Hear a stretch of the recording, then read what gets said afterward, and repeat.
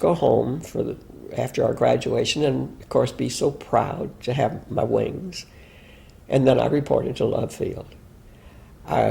We were checked out at Love Field, and I didn't have a chance to even fly an airplane from Love Field before I received orders to report to Dodge City, Kansas, to learn to fly the B-26.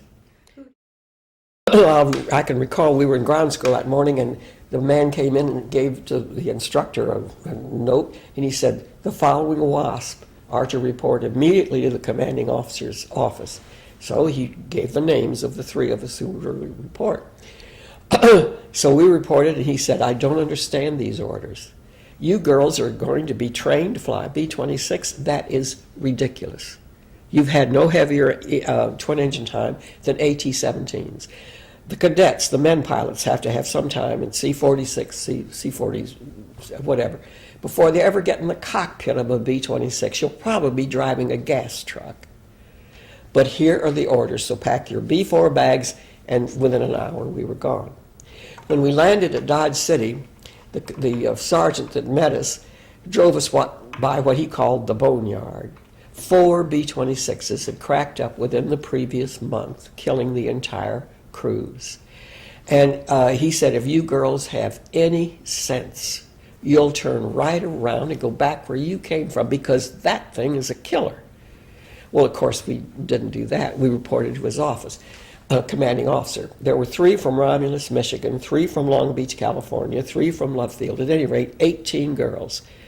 And the commanding officer said, "We have had 4 aircraft crack up within the last month, and now instructors are telling me that the boys are scared. They are giving poor rides on purpose.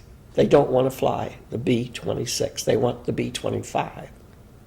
Now, General Hap Arnold and Jacqueline Cochran and I agree that the B-26 is a perfectly safe airplane. We have all the confidence in the world in this aircraft.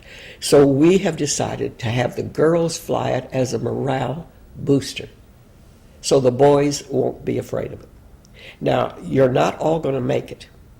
All the cadets, we wash out cadets too. You're not all going to make it. So if you like the field you came from, think it over carefully, because I can't guarantee where you'll go. But if you stay and if you pass, you will be the first women in the history of the Air Force to fly a bomber." So he left the room for us to talk it over, and of course we all wanted to fly it.